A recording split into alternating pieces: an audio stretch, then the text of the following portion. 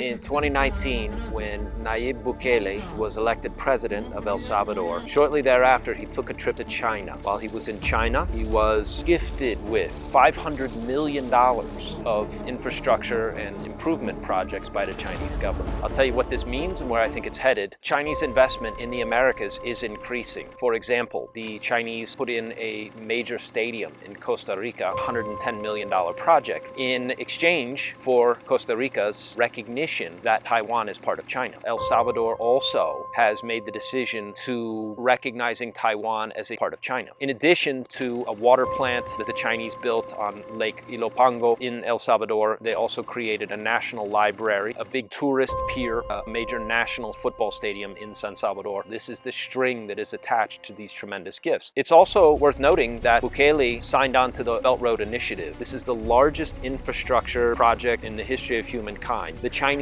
are spending billions and billions of dollars to recreate the old Silk Road that existed in pre-Roman times, that marked commerce all the way from Europe, all the way across the steppes in Asia, all the way to China. And they're improving on this ancient version of the Silk Road by including shipping as well. And the goal here is to tie Asia together by railroad and roads and highways so that trucks can also traverse, and opening up commerce with the very resource-rich areas of Asia, the stands, the provinces south of Russia, all the way into Europe, all the way into Germany and France, etc. And then have shipping routes where Chinese companies and the Chinese government are building ports all around and through Africa to also then access the resources of Africa. The only countries that are not signed on to this massive infrastructure project are Western countries. The entire Anglosphere is intentionally excluded. This is a major tectonic shift in the power of the world as the Chinese continue to advance this project. The US and the US government are perfectly aware of what's going on. They know exactly what the goal is here, and that when and as the Chinese continue to advance and bring this massive infrastructure project to completion, it is going to change the power structure in the world. Now you will have dominant land power through China, all the way through Russia into Europe. This is going to utterly overturn the US-led rules-based order we've lived in for the last 50 to 80 years. What does this all have to do with El Salvador? Well, very simply, Bukele understands, and his statement was, we're not lackeys of North America, we're going to trade with whoever we want to trade with. Now, in reality, El Salvador has no ability to resist any very serious pressure coming from the US. The US wants to put the screws to Bukele. The US government can certainly do that. What is happening is, for the first time in our lifetime, China has a real foothold in the Americas. Now, if you studied your American history, you're aware of something called the Monroe Doctrine. The US made a big deal out of it. There will be nobody else will ever be allowed to have too much power and influence on the Americas. We're not going to tolerate it. You don't do that. That's a threat to us, etc., etc. In light of all the aggression of the US government and military, and the fact that we meddle in everybody else's business, it's increasingly seen not just as blatant hypocrisy, but also that other countries like China, as they become wealthier, really don't care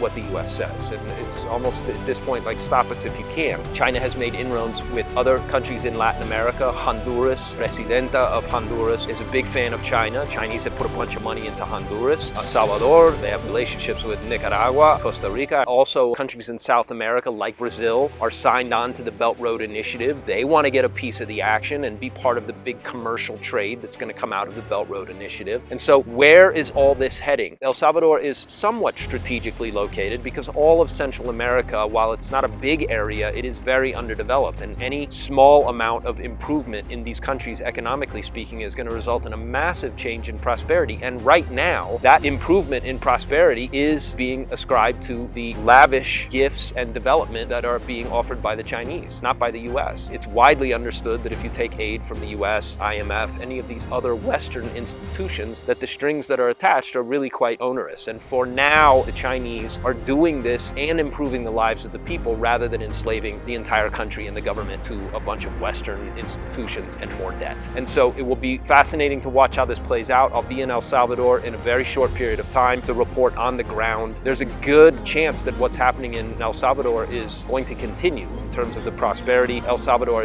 not only has a dollarized economy, but that Bukele has made Bitcoin the strategic reserve. They're the only country in the world that has done this. As a test case, it's working out quite well for him thus far. What's happening in Latin America is worth knowing about, especially if you're a North American who's really worried about your security and the future of places like the US and Canada. These are very dicey, very tense times, and absolutely anything can happen, and I suspect will happen before the entire situation gets resolved and we start again on a new uptick of real peace and prosperity.